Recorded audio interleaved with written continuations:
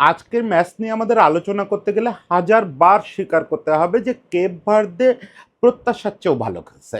Cape Verde এই টুর্নামেন্টে ভালো খেলতেছে, আর্জেন্টিনার বিপক্ষে ভালো খেলবে, শক্ত একটা লড়াই উপহার দেবে, এগুলো সব জানা ছিল। কিন্তু তারা যে খেলাটা শেষ পর্যন্ত খেলছে এটা প্রত্যাশার চেয়েও ভালো। যেরকম আমরা একটা ধারণা ছিল হয়তো ডিফেন্সিভ ফুটবল খেলতে পারে বা শুধু লো ব্লক করবে, কিন্তু না, শেষ পর্যন্ত তারা দুর্দান্ত লো ব্লক, মিড ব্লক করছে, দুর্দান্ত অ্যাটাক করছে, ট্রানজিশন অসাধারণ। সব কিছু মিলে তাদের প্রশংসা করা ছাড়া উপায় নাই। কিন্তু এই প্রশংসা করে আর্জেন্টিনাকে রেহাই দেওয়ারও কোনো কারণ নাই। যে আর্জেন্টিনার যে খারাপ খেলাটা বা যে দুর্বলতাগুলো, সেই দুর্বলতাগুলো অস্বীকার করে যাওয়ারও কোনো উপায় নাই। আর্জেন্টিনা নিজে নিজেই যথেষ্ট খারাপ ফুটবল খেলছে এই ম্যাচটায়। খারাপ ফুটবল আমি ঠিক বলবো না, দুর্বল ফুটবল খেলছে, যেগুলো সুযোগ যথেষ্ট ভালোভাবে কেপ ভার্দে নিচ্ছে। এগুলো সব বললাম ঠিক আছে। তাই বলে আমরা এখনই স্কালোনিকে খারিজ করে দেবো? এখনই আমরা বলে দিব যে স্কালোনি স্বজন প্রীতি করতেছে, সে তার চেনা গ্রুপের বাইরের খেলোয়াড় মাঠে নামাতে রাজি না? এখনই বলে দিব যে এই লোকটার থলিতে কখনো প্ল্যান বি থাকে না? এখনই বলে দিব যে সে এক্সপোজ হয়ে গেছে, তাকে এখন যে কোনো বড় দল পাইলে হারায় দিবে? এখনই বলে দিব কেপ ভার্দের বিপক্ষে এই করলো, তাহলে ফ্রান্স বড় দলের বিপক্ষে কি করবে? ভাই আস্তে আস্তে আস্তে আস্তে আস্তে আস্তে এই লোকটারে নিয়ে এখনই রাইট অফ করেন না, আর যাই করেন। এই লোকটা একটা বিশ্বকাপের প্রথম ম্যাচ খেলতে নেমেই সৌদি আরবের বিপক্ষে হেরে গেছিল। কেপ ভার্দের মতো ভালো ফুটবলও তারা খেলে নাই। ৩৬ ম্যাচ অপরাজিত থেকে এসে সৌদি আরবের বিপক্ষে হেরে গেছিল। সেখান থেকে বের হয়ে প্রতিটা বিশ্বসেরা দলের সঙ্গে চ্যালেঞ্জ নিয়ে গিয়ে ২০২২ বিশ্বকাপ জিতছে। এই লোকটা ৩.৫ দশক অপেক্ষার পরে আর্জেন্টিনার ট্রফি জিতাইছে। ফলে এই লোকটার ব্যাপারে এখনই সিদ্ধান্ত নিয়েন না। লোকটার নাম লিওনেল স্কালোনি। একটু অপেক্ষা করেন। আমরা আজকে একটু বলি, লিওনেল স্কালোনির আস্তিনে এখনো যথেষ্ট তাস আছে। এটাই শেষ না। সে যে ভুলগুলো চলতেছে বা যে দুর্বলতাগুলো তৈরি হয়েছে, এগুলো ঢেকে দেওয়ার ক্ষমতা যদি পৃথিবীতে কারোর থেকে থাকে এই আর্জেন্টিনা দল নিয়ে, তাহলে সেটা স্কালোনিরই আছে। কিভাবে আছে, কিভাবে তার উপরে ভরসা রাখবো, সেই জিনিসটা একটু আজকে আলোচনা করি। দেখেন, প্রথমে একটু বাস্তবতা বুঝতে হবে যে স্কালোনি চাইলেই কি এই দলকে ২০২২-এর মতো করে ফেলতে পারে, ২০২১-এর মতো করে ফেলতে পারে? পারে না। কিছু মৌলিক সমস্যা হয়ে গেছে। মৌলিক একটা ট্রানজিশন পিরিয়ড চলতেছে। এই জিনিসটা আমাদের বুঝতে হবে। সেই জিনিসটা স্কালোনির মাথার উপরে চেপে বসে আছে। রাতারাতি এই সমস্যার সমাধান হয় না। সে ২০২১-২২ ওই সময়টা বা ২৪-এর কোপা আমেরিকাও যে প্রজন্মটা নিয়ে জিতছে, সেই প্রজন্মটার সবাই অন্তত একটা এমন ফিগার এই টিমটায় সে পায় নাই, যে ফিগারটা আসলে এরকম সব মোমেন্টগুলোতে ডিসাইডার হয়ে যেত। সেইটা অ্যাঞ্জেল ডি মারিয়া। শুধু অ্যাঞ্জেল ডি মারিয়ার অনুপস্থিতি সামলানো পৃথিবীর যে কোনো কোচের জন্য কঠিন। একই সঙ্গে তার ওখানকার যে সেটআপটা, তার কেন্দ্রীয় ৩টা নায়ক লিওনেল মেসি, ওটামেন্ডি এবং এমি মার্টিনেজ, ৩ জনই এজিং। হ্যাঁ, একটা ঐশ্বরিক ব্যাপার যে Messi ageing and more performing. Messi সম্ভবত এই এজে এসে তার ক্যারিয়ারের বেস্ট ফর্মে আছে। সে তার জাতীয় দলের হয়ে এত অসাধারণ ফর্মে সম্ভবত কখনো ছিল না। ফলে এটা যেমন আশীর্বাদ, সেরকম ওটামেন্ডি নাই হয়ে গেছে, দলে আছে নাই। এমি মার্টিনেজ সেই ২২-২৪-এর মতো রিফ্লেক্স আছে কি না একটু সন্দেহ তো তৈরি হচ্ছেই। এগুলো হচ্ছে প্রাকৃতিক ব্যাপার। এগুলোর রিপ্লেসমেন্ট সে এখনো তৈরি করতে পারে নাই, তার হাতে আসে নাই। এগুলো সে চাইলেই বানাতে পারে না। একটা অ্যাঞ্জেল ডি মারিয়া কোথায় পাবে সে? কম ট্রাই করা হচ্ছে। লেফট সাইডে লেফট উইং ধরে ওই চিড়িয়ে ফুড়ে ওরকম ঢুকবে, প্লেমেক করবে, আবার ওরকম ফিনিশ করবে, ওরকম আতঙ্ক তৈরি করবে, দ্রুত ট্রানজিশন করবে, দ্রুত ডিসিশন নেবে, ওরকম একটা উইঙ্গারের জন্য কম ট্রাই করা হয়েছে? গার্নাচো থেকে শুরু করে কতজন ওই লেফট সাইডে ট্রাই করা হয়েছে।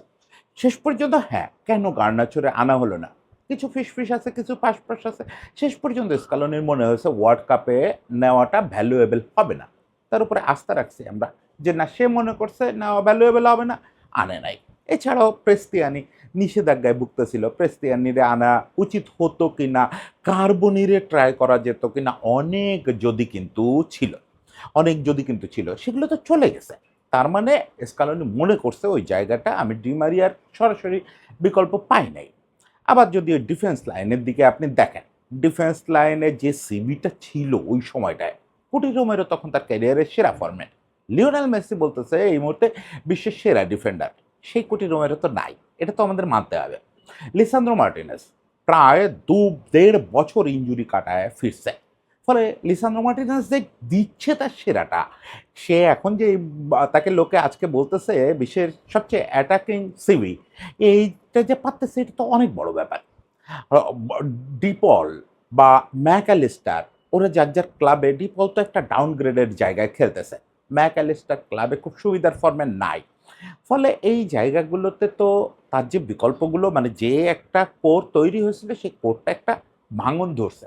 আপনি বলতে পারেন তাহলে এই কোরেই কেন ভরসা করতেছে? এই হাতে তো আরও মিডফিল্ডার আছে, লেসোলসো আছে, তারপরে নিকো পাজ আছে, এদের দিয়ে কেন সাজানো হচ্ছে না? এটা আসলে আমাদের একটু মানতে হবে বিশ্বকাপ জয়ী দলগুলোর এটা একটা ডিলিউশন। বিশ্বকাপ জয়ী দলের কোচরা সবসময় ডিলেমায় ভোগেন। আপনি দেখবেন ব্রাজিল আর আগের দিনে জার্মানি এরা ছাড়া কেউ বিশ্বকাপ জয়ের পরের বছর খুব ভালো করতে পারে না, সাধারণত ভালো করতে পারে না। এটা বড় কারণ হয় হচ্ছে বিশ্বকাপ জয় তো হয় একটা দলের ক্যারিয়ারের পিক ফর্মে থাকা অবস্থায়, 4 বছর পরে বেশিরভাগ ক্ষেত্রেই ওই দলের একটা সিংহভাগ অংশ এজিং, ডাউন পারফর্মিং। তারপরেও ওই কোচ তার ট্রাস্টেড গ্রুপটারে নষ্ট করতে চান না। একটা বন্ডিং তৈরি হয় 5-7 বছর, 8 বছর ধরে, ফ্যামিলি এনভায়রনমেন্ট তৈরি হয়, ট্রাস্ট তৈরি হয়। তিনি জানেন যে ও কি করতে পারে, তিনি জানেন ও আমার কথা কতটা ভালো বুঝবে। এগুলো মেলায় এক ধরনের ট্রাস্ট গ্রুপ তৈরি হয়, এটা স্বজনপ্রীতি না। এই ট্রাস্ট গ্রুপের ওপরে ট্রাস্ট রাখার জন্য অনেকেই ডুবছেন। স্কালোনি ডুববে না, স্কালোনি অতটাও আবেগী না, স্কালোনি বোঝেন যে এখান থেকে কিভাবে বেরোতে হয়। আমি সকালের কন্টেন্টেই বলছি স্কালোনি জেদি, সেই জেদটা হচ্ছে ওই জেদ যে আমি আমার ট্রাস্ট ভঙ্গ করব না। সেই জেদটা স্বজনপ্রীতিও না, অ্যারোগ্যান্সও না, ইগনোরেন্সও না। সে যে খুব দ্রুত ডিসিশন নিয়ে সব কিছু বদলায় ফেলতে পারে সেটা তো আমরা 2022-এ দেখছি।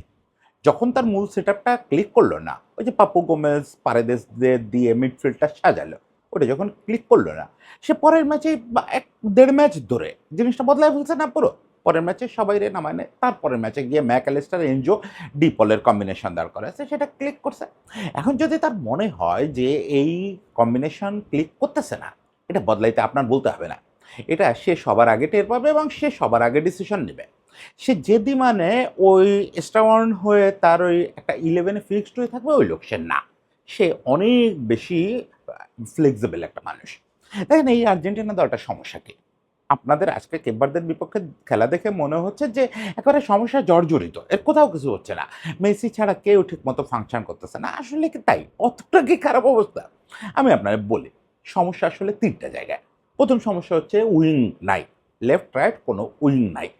2 নম্বর সমস্যা হচ্ছে স্ট্রাইকার যে 2 জন বদলা বদলি করে খেলতেছে, 2 জনের কেউ অ্যাটেম্পো করতে পারতেছে না। 3 নম্বর সমস্যা হচ্ছে সিবি ব্যাকআপ নাই। সিবি ব্যাকআপ নাই, এটা এখনো পর্যন্ত কোনো প্রভাব পড়ে নাই। আর সিবিরা যদি সুস্থ থাকে, লিসান্দ্রো আর কুটি যদি সুস্থ থাকে, তাহলে এটা কোনো সমস্যা না। আর ওই ফুলব্যাক নিয়ে যে আলোচনা, ওটারে আমি খুব গুরুত্ব দেই না। আর্জেন্টিনা কখনো ফুলব্যাকদের ওই প্রচণ্ড ছোটাছুটির উপর নির্ভরশীল দল না। তাদের ফুলব্যাকরা মূলত ডিফেন্সিভ ওয়ার্কে বেশি করে, সামান্য ওভারল্যাপ করে, বাকি সামনের কাজটা উইংয়ের খেলোয়াড়রা করে।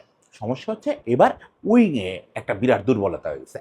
রাইট উইংয়ে তো গত বিশ্বকাপেও এই রাইট সাইডে মেসি খেলছে, ফলে রাইট উইংয়ে চিড়ে ফুড়ে ঢোকাটা খুব জরুরি না।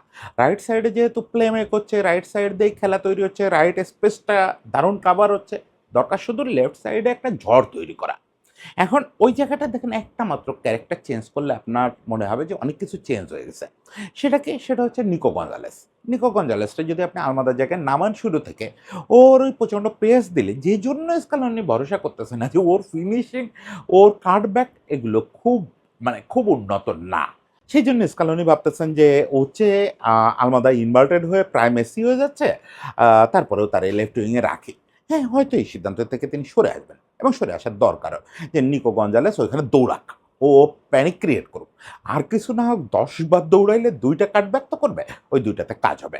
আর কিছু না হোক ওদের ফুল ব্যাক তো পাগল হয়ে যাবে। এইটা তো একটা বিরাট ব্যাপার, স্পেস ক্রিয়েট হবে তো। এই সেন্টারে যে একটা ভিড় হচ্ছে, এখন সমস্যাটা কি হচ্ছে দেখেন, রাইট সাইড থেকে ডিপল সবসময় মেসির ব্যাকআপ থাকতেছে, মানে মেসির স্পেস কাভার করতেছে সে।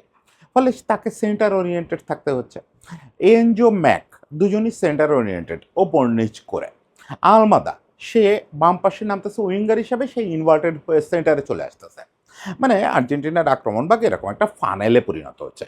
মানে মনে হচ্ছে যে অনেকগুলো নদী এসে সাগরে মিশতেছে, মেসি নামক সাগরের কাছে সবাই মিশে যাচ্ছে। এটা ফলে এই দুপাশ খোলা রেখেই প্রতিপক্ষ খেলতে পারতেছে, দুই উইং থেকে কোনো অ্যাটাক হচ্ছে না। এটা হিসাব মেলানো তো তার জন্য খুব সহজ। জুলিয়ান আলভারেজ আর লাউতারো দুজনেই ড্রপ করে ডান পাশে সিমিওনের নামান, বাম পাশে ইয়েরে নামান, নিকো গঞ্জালেসরে নামান। এনজো আর ডিপলরে পিভট হিসাবে খেলান, লেসোলসো বা ম্যাকরে 10 নাম্বার হিসাবে খেলান, আর মেসি ফলস নাইন। হতেই পারে এরকম একটা ফরমেশন আপনি আগামী ম্যাচেই দেখতে পারেন, এবং আমার ধারণা মিশরের বিপক্ষে উনি সেভাবেই যাবেন। মিশরের দুই পাশ এরকম ছেড়ে দিয়ে রাখবে না। মিশরের বিপক্ষে দুই পাশ যদি এরকম খালি রাখে তাহলে আসলে বিপদ হয়ে যাবে। যাই হোক, এটা চিন্তা করার মতো যোগ্যতা তার যথেষ্ট আছে, এবং এই ফ্লেক্সিবিলিটিও আছে। এটা আমরা বার দেখছি যে লিওনেল স্কালোনি কিভাবে বিপদের মুহূর্তে পরিস্থিতি সামাল দিতে পারে। দেখেন, এই লোকটা যখন আর্জেন্টিনার দায়িত্ব নিছে, ওর চেয়ে বাজে অবস্থা তো এই পৃথিবীতে আর হইতে পারে না। এই লোকটা দায়িত্ব নিছে একটা ঝড় বিধ্বস্ত মিউটিনি হয়ে যাওয়া একটা ড্রেসিং রুমের, যেখানে কোচের বিপক্ষে সরাসরি খেলোয়াড়রা বিদ্রোহ করে কোচকে ক্ষমতাহীন করে নিজেদের দায়িত্ব নিয়ে নিছে। কেউ কারোর কথা শোনে না, কোনো শৃঙ্খলা নাই, ফান্ডিং নাই, একটা ভালো সেট আপ করার টাকা নাই। কি একটা ভয়ঙ্কর অবস্থা! সেখান থেকে তো তিলে তিলে গড়ে তোলার পর 36 ম্যাচ অপরাজিত থেকে আসে। ওই যেটা বললাম, সৌদি আরবের বিপক্ষে ধাক্কা খাইছে, নিজেরা গড়ে তুলছে। মেক্সিকোর বিপক্ষে খেলতে গেছে, একরকম খেলছে। আবার নেদারল্যান্ডসের বিপক্ষে বল পজিশন ছেড়ে খেলছে কখনো, মেক্সিকোর বিপক্ষে বল পজিশন ছেড়ে খেলছে। ফ্রান্সের বিপক্ষে অভিনব কৌশল। যারা বলতেছেন যে স্কালোনির আস্তিনে দ্বিতীয় কৌশল নাই, তারা কি আদৌ ফুটবল দেখেন? স্কালোনি যত রকম বিকল্প কৌশল নিয়ে ঘোরে মাথায়, যত রকম বিকল্প কৌশল তার ব্যাক পকেটে থাকে, এটা তো আপনি কল্পনাও করতে পারেন না। এত বিকল্প কৌশলের কথা আপনি শোনেনও নাই। আমরা তো প্ল্যান বি খুঁজি, তার কাছে প্ল্যান জেড পর্যন্ত থাকে। এক লুসাইল ফাইনালে সে কি করে নাই? ফ্রান্সকে আটকাইতে কি সব অভিনব থিওরি আবিষ্কার করছে। ফ্রান্সকে আটকাইতে সবাই আটকাতে চায় এমবাপ্পে আর দেমবেলেকে, সে আটকাছে গ্রিজম্যানকে। ব্যাস, পুরোটা সিস্টেম হয়ে গেছে। 70 মিনিট পরে আবার যখন কৌশল বদলাইছে, সে পাল্টা দিছে, একের পর এক দাবার চাল দিছে। সে দাবার চাল দিয়ে অভ্যস্ত, ফলে তার উপরে আমাদের ভরসা রাখতে হবে। আর এই যে ভেঙে পড়া একটা ব্যাপার না, যে সব গেল কেপ ভার্দের বিপক্ষে, কেন এরকম টেস্ট খেলতে হবে? একটা তো আছে, এটা উপকারী। আপনি একটা বড় টুর্নামেন্ট যখন জিতবেন, ওই ফ্লুইডের মতো করে জিতবেন না, কখনোই জিতবেন না। কোথাও না কোথাও একটা রিয়েলিটি চেকের মুখে পড়বেন। গত বিশ্বকাপে সৌভাগ্য যে গ্রুপ পর্বের প্রথম ম্যাচে রিয়েলিটি চেক হয়েছে। এবার সৌভাগ্য যে নকআউটে এসে রিয়েলিটি চেকটা হয়েছে। দুর্ভাগ্য এটা বলতেছে যে যদি রিয়েলিটি চেকের অর্থটা হেরে যাওয়া হতো, তাহলে তো আর এই রিয়েলিটি চেকের অর্থ থাকতো না, তখন চেক করে আর লাভ কি? কিন্তু সৌভাগ্য যখন থেকে আমরা বেরোয় আসছি, আর্জেন্টিনা বেরোয় আসছে, এখন ওটারে কাজে লাগানোর সময় আসে। এখন সেটা রিসাফল করতে পারবে। এখন রিয়েলিটি চেক মানে কি? আর্জেন্টিনা কি উড়ে গেছে কেপ ভার্দের কাছে? বা আর্জেন্টিনা এই ম্যাচের রেজাল্টটা যা আপনাকে শো করতেছে তাই হয়েছে? ধরেন আমি আপনাদের কতগুলো জিনিস বলি। বোজিনহা 8টা সেভ করছে, তার মধ্যে 4টা সেভ করছে লিওনেল মেসি। আবার ওরা 4টা মনে হয় অন টার্গেট শট করছে, তার মধ্যে একটা এমি মার্টিনেজ অবিশ্বাস্য সেভ করছে, 2টা গোল হয়ে গেছে, আর একটা মাঝারি মানে সেভ হয়েছে। মানে ওরা 4টা অ্যাটেম্পটে 2টাই গোল পেয়েছে। আর এমি মার্টিনেজ ওটা সেভ না করলে হয়তো 3টা হয়ে যেত। এরকম অলৌকিক ঘটনার মুখোমুখি আপনি টুর্নামেন্টে একাধিকবার হবেন না, এটা মোটামুটি নিশ্চিন্তে বলা যায়। এই যে ও ভজিনা 8টা সেভ করছে, আর ইয়ে ওরা মাত্র 4টা পারফেক্ট শট করে 2টাই গোল পেয়ে গেছে, এরকম অলৌকিক ঘটনা বিশ্বকাপে খুব একটা হবে না। সেটা ফ্রান্স অমুক তমুক যেসব ভয় লোকে দেখাচ্ছে যে কেপ ভার্দের বিপক্ষে এই হয়েছে, তাইলে ফ্রান্সের বিপক্ষে কি হবে, ফ্রান্সের বিপক্ষে এই ঘটনা ঘটবে না। আরেকটা বড় ব্যাপার কি জানেন? সামনে শুধু মিশর ম্যাচটাই এই ধরনের চ্যালেঞ্জ আছে। এই যে লো ব্লক করে দ্রুত ট্রানজিশন ভিত্তিক কাউন্টার অ্যাটাক খেলবে, এই নেচারের ফুটবল খেলবে আর শুধু মিশর। এরপরে তো বড় দলরা কখনো এই ফুটবল খেলবে না। সেটা ব্রাজিল হোক, ফ্রান্স হোক, সবাই অ্যাটাক করবে। ওই যে ফ্রান্সের বিপক্ষে 2018 বিশ্বকাপে যখন আর্জেন্টিনার ওই বিধ্বস্ত দল, তখনও কিন্তু আর্জেন্টিনা ওখান থেকে হেরে, মানে শূন্য হাতে চলে আসে নাই, 4-3 হেরে আসছিল। তার মানে 4টার বদলে 3টা দিছিল, বরং লিড নিয়ে রাখছিল। ফলে বড় দলের বিপক্ষে খেলায় এসব সংখ্যা খুব একটা কাজ করে না। তখন ওই শুধু উইং ফাংশন ঠিক থাকলে ওই যে আপনি বারবার ব্লক ভাঙতে পারতেছেন না, অ্যাটেম্প্ট নিচ্ছেন, গোল হচ্ছে না, ওই গোলকিপার অলৌকিক হয়ে উঠছে, এগুলো বড় দলের বিপক্ষে হয় না। একটু নিষ্ঠুরভাবে বললাম, বড় দল ছোট দল আমি বলতে চাই না। এই যে সুপারম্যান গোলকিপিং এই জিনিসটা হয়ই হচ্ছে আনএক্সপেক্টেড টিমের সঙ্গে, আননোন টিমের সঙ্গে, বড় টিমের সঙ্গে এটা হয় না। ফলে আপনি আগেই এত ভেঙে পড়েন না যে প্রত্যেক ম্যাচে কেপভার্দের মতো হবে। ২ নাম্বার, এটাও সত্যি যে কেপভার্দের বিপক্ষে যেটা খেলা হয়েছে এই খেলাই থাকবে না। এই খেলাই আগামী ম্যাচে আপনি আর দেখবেন না।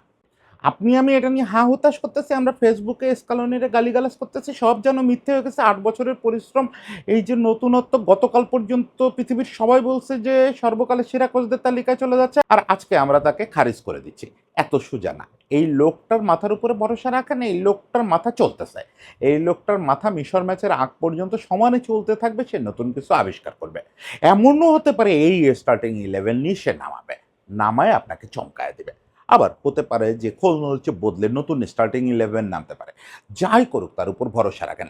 কারণ এই সেই টিমটা, যে টিমটা সৌদি আরবের বিপক্ষে হেরে যাওয়ার পরে মেসি বলছিল যে আমাদের পাশে থাকেন, আমাদের উপরে বিশ্বাস রাখেন, আমরা আপনাদের ডুবাবো না। এই সেই টিমটা যার কোচ আজকেই প্রেস কনফারেন্সে বলছেন যে আমার ছেলেরা কখনো হার মানে না, দে নেভার গিভ আপ। ফলে এই কথা দুটোর উপরে যদি আস্থা রাখেন তাহলে এত সহজে খারিজ করে দিয়েন না, লিওনেল স্কালোনিরে খারিজ করে দিয়েন না। আমি যেরকম বলি লিওনেল মেসি সম্পর্কে প্রশ্নও তুলবেন না কখনো, এই একই রকম লিওনেল স্কালোনিকে খারিজ করার চিন্তাও করবেন না। হ্যাঁ, হতে পারে মিশরের বিপক্ষে হেরে বাদ পড়ে যাবে, হতে পারে লিওনেল স্কালোনি জীবনে আর একটাও ট্রফি জিতলো না, বাট অলরেডি সে এই পৃথিবীকে যা যা দিছে, এই পৃথিবীর ফুটবলকে যা যা দিছে, যা যা দেখাইছে, তাতে তাকে খারিজ করবেন না। তার মানে এই না যে তার জীবনে সব কিছু মিথ্যে হয়ে যায়। এভাবে মিথ্যে করে দেওয়া যাবে না যে না, লিওনেল স্কালোনিকে দিয়ে হবে না, এই কথা বলা যাবে না। ভরসা রাখেন, মেসি আছে, স্কালোনি আছে, ভরসা রাখেন। ভরসা রাখা ছাড়া তেমন কিছু করার নেই। সবার জন্য শুভকামনা। দলটা ফিরবেই, দে উইল কাম ব্যাক।